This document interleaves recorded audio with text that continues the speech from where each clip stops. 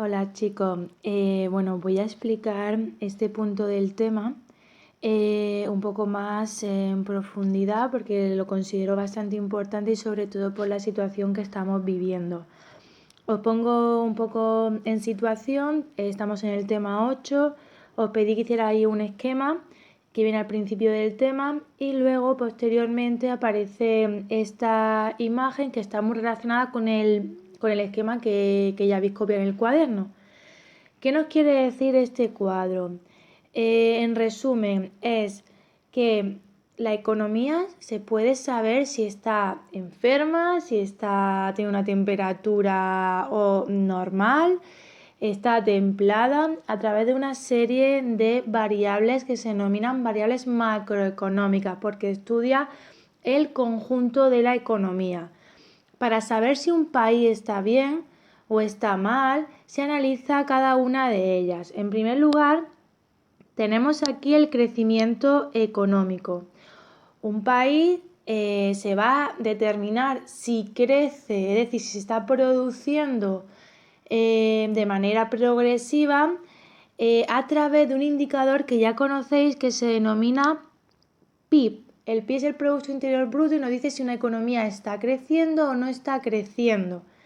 Luego existe otro indicador que es el PIB per cápita, que simplemente este de aquí es el PIB partido el número de habitantes de ese país.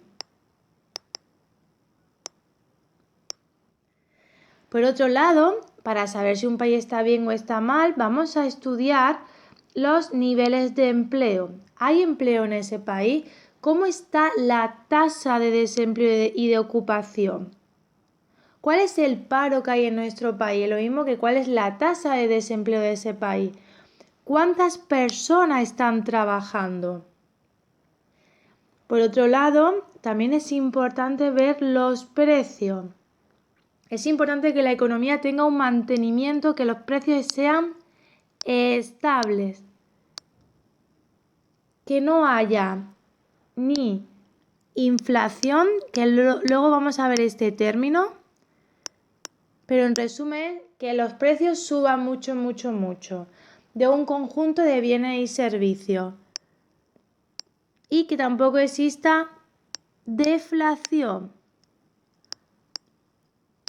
Deflación es lo contrario a la inflación, es la bajada de los precios. Vosotros me diréis, ¿es buena la deflación, Ana? Porque si bajan los precios puedo comprar más cosas. Veremos a lo largo de este tema que ni la inflación ni la deflación son buenas para la economía.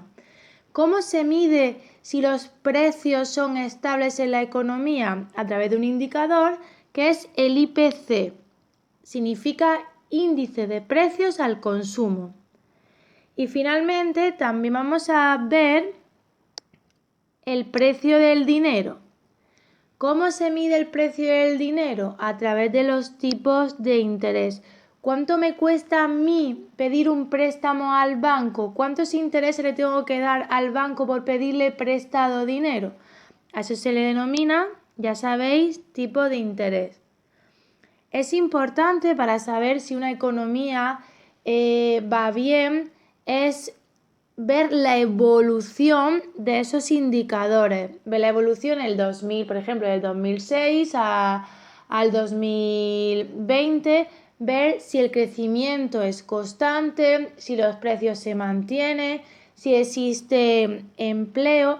También nos sirve para comparar con otros países. Podemos saber el PIB de otros países, el nivel de empleo de otros países, cómo están los precios en otros países y así sabemos si la economía funciona correctamente.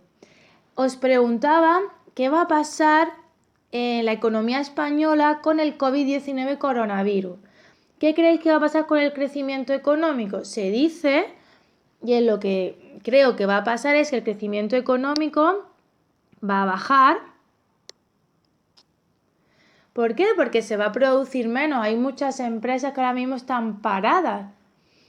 Si las empresas están paradas, lo que se hace es los despidos, los llamados ERES o ERTES, y la tasa de desempleo la tasa o el paro, ¿qué va a pasar? El paro va a aumentar.